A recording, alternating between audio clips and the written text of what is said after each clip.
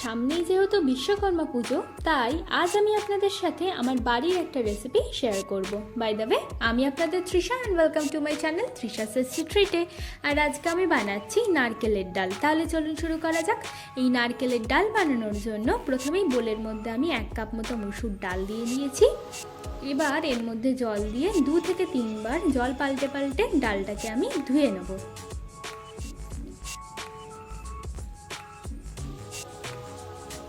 এবার একটা কড়াইয়ের মধ্যে আমি পরিমাণ মতো জল দিয়ে দেবো আর জলটাকে আমি গরম করে নেব।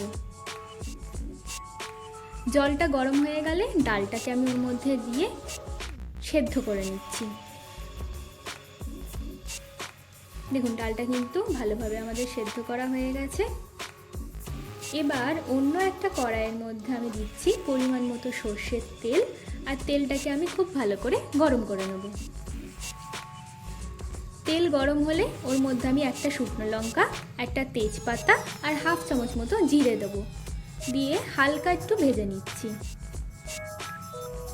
এবার এর মধ্যে আমি 1/2 চামচ মতো জিরে গুঁড়ো আর 1/2 চামচ মতো আদা বাটা দিয়ে এটাকেও আমি একটু ভেজে নেব। মশলাটা ভালো করে ভাজা হয়ে গেলে এর মধ্যে আমি একটা নারকেল কুড়িয়ে দিয়ে দিচ্ছি। নারকেলটাকে এবার মশলাটার সাথে খুব ভালো করে মিশিয়ে নেব। দেখুন, নারকেলটাও কিন্তু আমাদের ভাজা ভাজা মতো হয়ে গেছে। এবার এর মধ্যে আমি সেদ্ধ করা ডালটাকে দিয়ে দিচ্ছি।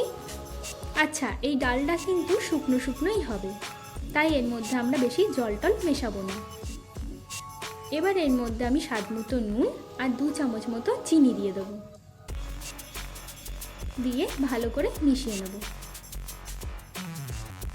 দেখুন, ডালটা কিন্তু আমাদের একদম রেডি হয়ে গেছে। চলুন এবার এটাকে আমরা সার্ভ করে নিই। আমার ভিডিওটি যদি আপনাদের ভালো লেগে থাকে তাহলে প্লিজ একটু লাইক করবেন, প্রচুর শেয়ার করবেন, আর এরকম আরও ভিডিও পেতে আমার চ্যানেলটিকে সাবস্ক্রাইব করবেন। টাটা।